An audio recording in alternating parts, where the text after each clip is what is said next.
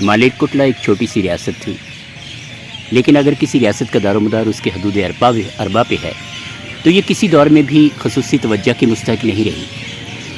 لیکن جہاں تک اخوت، محبت اور بھائی چارے کا تعلق ہے تو آج بھی اس کی مثالیں جو ہیں وہ کہیں نہیں پنجاب میں اور کہیں نہیں ملتی. تو میری مراد آج ہمارے شہر میں ایک مایہ ناز ہستی، ادب کی مایہ ناز ہستی، قابل احترام جناب شمیم ادیب.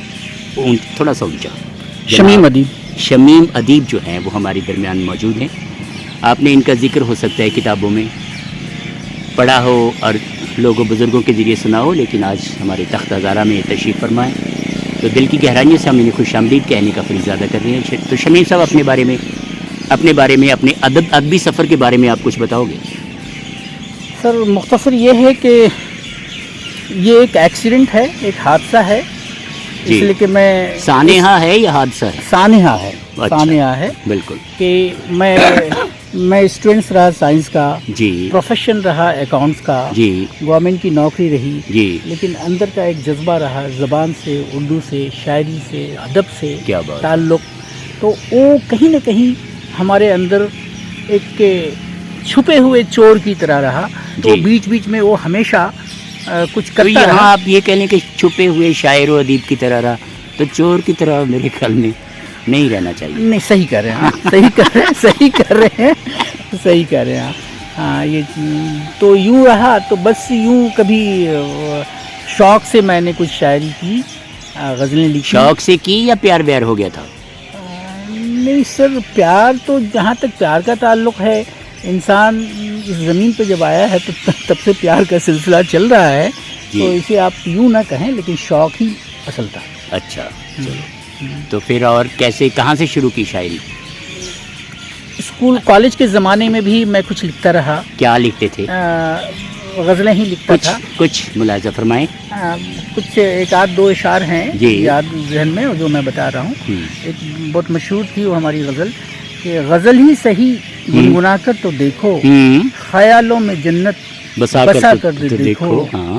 شمیم ان کی زلفوں کا سایہ ہنسی ہے، اسے بازوؤں سے ہٹا کر تو دیکھو. واہ واہ. اور مختلف اشعار بھی ہے چونکہ تو پوری ہاتھوں پہ مہندی لگی ہوئی تھی؟ کیا پرابلم کیا تھی؟ مطلب ہاتھ بزی تھے کہیں؟ سر آپ اسے جس طرح سے تصویر دیں، اچھا، آپ جو چاہیں کہیں، آپ کا حکم سر آنکھوں پہ. لیکن آپ کی آنکھوں میں، آپ کے چہرے پہ جو حیا ہے نظر آئی اس بات کے لیے، تو اس کے لیے آپ واقعی تھوڑا سا شرمائے بھی. تو واقعی مجھے بہت اچھا لگا، آپ کی مسکراہٹ بھی اچھی لگی، آپ کا شرمانا بھی اچھا لگا. تو پھر جب شاعری جوان ہوئی تو کہاں تک پہنچی ہے؟ سر شاعری جوان ہی رہی. اچھا، تو آج بھی یہ شوق جاری ہے؟ بالکل، شوق تو جاری ہے. تو کبھی مالیرکوٹلا میں ہم ایک شام آپ کے نام کر سکتے ہیں؟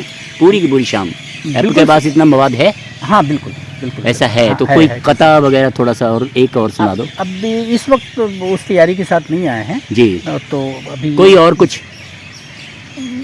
کبھی اور انشاءاللہ. اچھا، ابھی فی الحال نہیں. خوش آئند توقعات رہیں گی ہمیں. تو بہت بہت شکریہ شمیم ادیب صاحب، بہت بہت شکریہ قابل احترام محمد شفیق، میراتھن ریس کے گولڈ میڈلسٹ، پنجاب کی نمائندگی کرتے ہیں پورے بھارت میں.